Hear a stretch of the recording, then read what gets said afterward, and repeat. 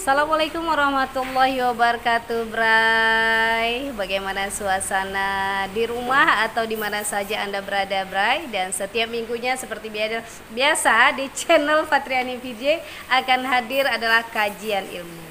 Dan seperti biasa juga kajian ilmu itu akan diisi oleh Ustazah Umi Nurhana LC. Luar biasa untuk Anda. Kami akan hadirkan kali ini dengan topik-topik yang menarik yang biasa terjadi di tengah-tengah kita semua, di tengah-tengah masyarakat. Selamat menyaksikan.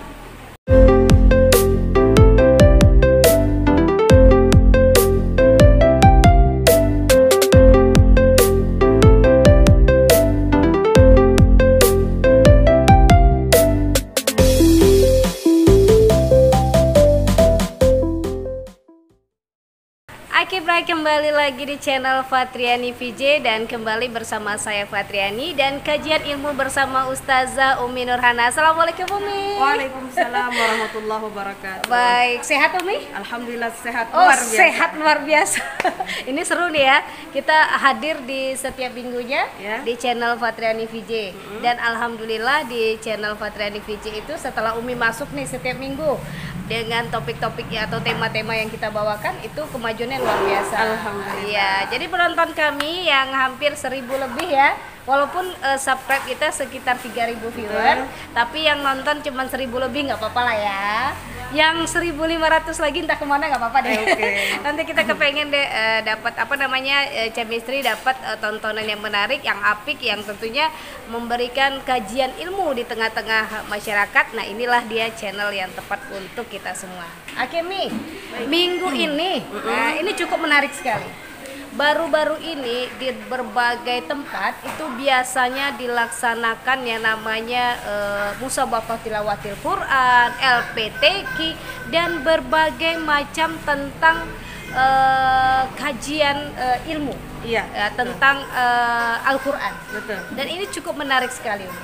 Dan ini cukup membuat kita merasa bahagia, merasakan kebahagiaan yang luar biasa adalah generasi Al-Qur'ani ini luar biasa. Nah, salah satu generasi Al-Qur'ani itu adalah menyiapkan kafilah, qori-qori'ah untuk berlayar atau boleh dikatakan berlomba di tengah-tengah acara musabaqah, LPTQ dan lain sebagainya. Nah, kalau berbicara tentang generasi Al-Qur'ani, hati itu kayaknya adem gitu. Betul sekali. Betul sekali ya, Mia. Umi ini baru-baru ini jadi juri ya? Iya. Dewan Hakim atau juri sih? Sama. Oh, sama ya? Dewan Hakim dan juri? Iya. Baik, nah ini kita bicara tentang generasi Al-Qur'ani Umi. Yang ingin Fatriani tanyakan, ini kan bicara tentang Al-Quran. Al-Quran. Apa keutamaan dari Al-Quran ini sehingga orang berlomba-lomba membacanya, mempelajarinya dan boleh dikatakan menghafal. Nah itu dia, saya belum bisa. Oke, apa kira-kira? Baik, bismillahirrahmanirrahim. Assalamualaikum warahmatullahi wabarakatuh. Alhamdulillah wassalatu wassalamu ala rasulillah wa ala alihi wa sahbihi wa mawalah amma ba'du. Bersyukur kepada Allah pada hari ini, di kesempatan ini kembali lewat atau dengan cara digital. Digital. Oke. Nah, ini dia kan. Digital. Melalui digital kita berusaha untuk memanfaatkan alat yang ada, memanfaatkan media yang ada agar selalu yang kita langkahkan, selalu yang kita laksanakan ini betul-betul bersandar kepada sunnah ataupun kepada ajaran-ajaran yang telah diturunkan oleh Nabi kita Muhammad SAW. Mudah-mudahan lewat channel inilah salah satu ladang dakwah kita sehingga lewat apapun itu, media apapun itu tergantung daripada niat kita. Dan tentang Al-Quran, Al-Quran merupakan mukjizat terbesar yang diberikan Allah Subhanahu wa Ta'ala kepada Nabi kita Muhammad Sallallahu Alaihi Wasallam. Al-Quran merupakan kitab penyempurna dari kitab-kitab sebelumnya. Ada kitab Taurat, ada kitab Zabur, ada kitab Injil. Kemudian diturunkan Al-Quran sebagai pelengkap dari 3 kitab tersebut.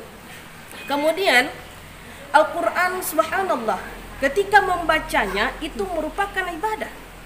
Makanya Al-Quran dikatakan atau diartikan kalamullah azza wa jalla, perkataan kalimat yang diturunkan Allah Subhanahu wa taala melalui Jibril, malaikat Jibril disampaikan kepada baginda Rasul sallallahu alaihi wasallam. Yang mananya al-muta'abbad bitilawatihi, ketika kita membaca Al-Qur'an itu merupakan salah satu ibadah kita kepada Allah Subhanahu wa taala. Laisa fihi tahrifun. Di dalam Al-Qur'an tidak ada satu huruf pun yang tertukar. Dimulai dari diturunkannya Al-Qur'an sampai sekarang. Laisa fihi tahrif wala nuqsan, tidak ada pengurangan titik, tidak ada pengurangan tasydid, tidak ada pengurangan huruf apapun itu, wala ziyadah, apalagi penambahan. Makanya luar biasa ketika mempelajari Al-Qur'an, wala satu huruf kita baca sesuai dengan hadis Nabi sallallahu alaihi wasallam yang kita artikan bahwasanya satu huruf akan mendapatkan 10 kebaikan. 10 kebaikan. Makanya dikatakan kata Rasulullah, alif lam mim itu bukan satu kalimat, tapi alif kalimat. Kalau dalam Al-Qur'an 10 kalimat, 1 alif 10, lam 10, mim 10. Menjadi 30. Cuman kebaikan di sini bukan hanya kita artikan dalam misal materi. Bukan hanya kita artikan ketika kita mampu bernapas saja, tapi bagaimana setiap yang kita lakukan kita merasa nyaman karena setiap hari kita usahakan membaca Al-Qur'an walau satu ayat. Itu dia. Baik, berarti ini luar biasa ya keutamaan dari Al-Qur'an. Salah satunya saja itu baru banyak sekali keutamaannya. Masya Allah. Nah ini Bray, sesuatu hal yang belum dikaji. Tetapi kalau saya pikir kalau anak pesantren biasa ya Mi sudah betul. paham karena mereka memang setiap hari menguliti, mempelajari, menghafal Al-Qur'an. Jadi buat kita yang tak sempat mengenyam pendidikan pesantren atau juga dikatakan lebih mendalam Al-Qur'an itu tak dulunya tidak ada kesempatan. Betul. Tapi kayaknya mempelajari Al-Qur'an dari kecil sampai sekarang ini itu dipersilahkan, memang ada kesempatan ya Mi ya? Ada kesempatan, tergantung daripada niat kita tadi. tadi. Niat tadi, Masya Allah. Baik, jadi yang afdolnya mempelajari atau juga mengimbani atau juga yang dikatakan generasi Al-Qur'an ini dimulai dari usia berapa? Dimulai dari usia berapa? Ya tentunya sebetulnya ya membaca Al-Qur'an ini juga salah satu kecintaan kita kepada Allah Subhanahu wa taala dan kepada baginda Rasul sallallahu alaihi wasallam. Dalam hadis Nabi dijelaskan bahwasanya kata Ibnu Mas'ud, barang siapa yang ia ingin mengetahui apakah dia mencintai Allah atau Rasulnya, maka perhatikanlah apakah dia mencintai Al-Qur'an? Apakah dia memperhatikan Al-Qur'an? Apakah dia membaca Al-Qur'an? Maka ketika dia memperhatikan Al-Qur'an, membaca Al-Qur'an, mengamalkan apa yang dalam Al-Qur'an, maka tentunya dia mencintai Allah dan Rasul. Ini salah satu bukti bahwasanya ketika Allah mencintai kita, Rasulullah membimbing kita dengan ajarannya, maka tentunya insya Allah yang kita inginkan pun akan sesuai dengan apa yang kita harapkan. Nah, sejak kapankah kita mengenalkan kepada anak-anak kita, kepada generasi kita tentang Al-Qur'an? Tentunya Al-Qur'an berasal daripada Allah Subhanahu wa taala. Tentunya juga kita mengenalkan Allah. Sejak kapan? Sejak dini. Dininya itu kapan? Mungkin itu di luar akal. Ya enggak? Iya. Ketika kita sampaikan ya sejak dalam kandungan. Sejak dalam kandungan. Oh, itu seorang ibu. Tugas seorang ibu. Iya. Ya, bagaimana dia memperdengarkan bacaan Al-Qur'an. Ya, dengan bahasa Al-Qur'annya, dengan bahasa tubuhnya kepada anaknya. Kemudian juga bagaimana Al-Qur'an ini dikenalkan kepada generasi kita, kepada anak-anak kita. Setelah dia nanti dilahirkan, sudah jelas kita paham dia diazankan dan sebagainya, dikenalkan kalimat-kalimat yang baik, kalimat-kalimat thayyibah, maka tentunya juga kita perdengarkan lagi dengan hal-hal yang baik. Sekarang kan udah banyak MP3 Kak Pat. Betul sekali. Cuman jangan sampai hanya MP3-nya saja, Al-Qur'annya tidak dibaca.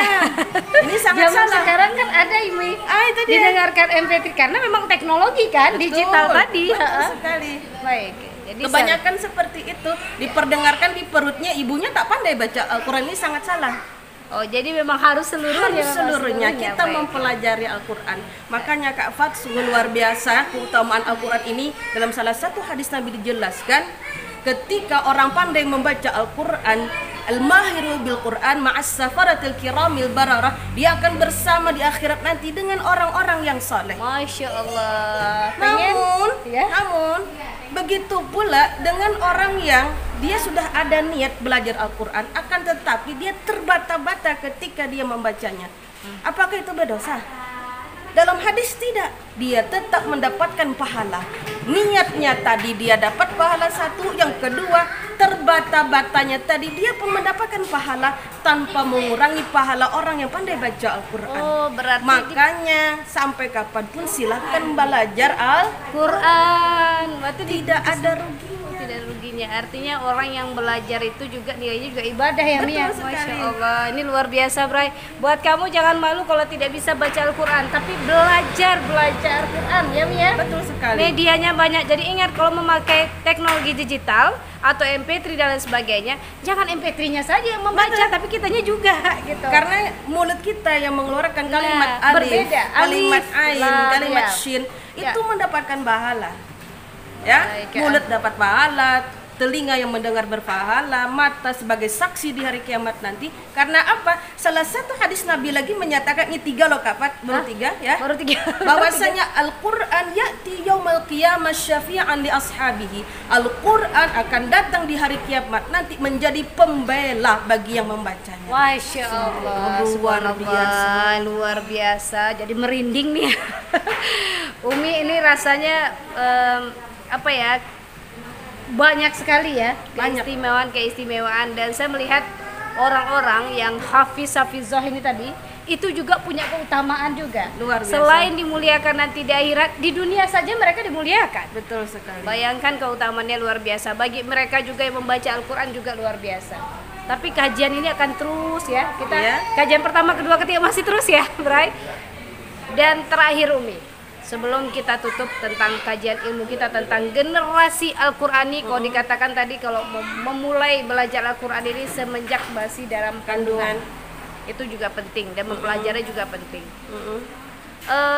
Ketika ibunya mungkin tidak bisa membaca Al-Quran dan lain sebagainya, ini bagaimana Umi? Pada akhirnya dia meninggal dunia atau belum sempat gitu belajar.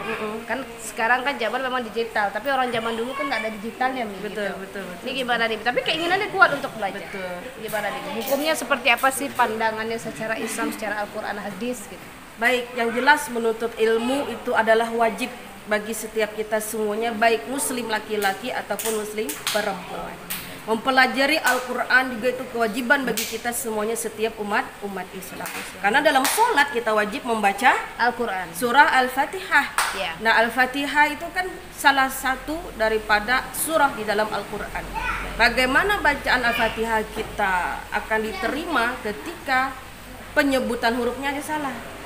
Nah, kemudian selanjutnya adalah ketika kita mempunyai niat yang baik, walaupun belum terlaksana, tapi sudah dicatat satu pahala, satu ibadah di sisi Allah Subhanahu wa Ta'ala.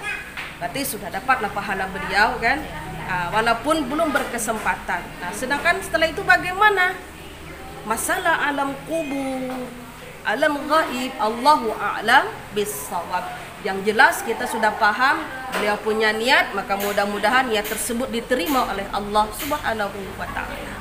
Yang selanjutnya adalah bagaimana anak-anaknya lagi yang mendoakan.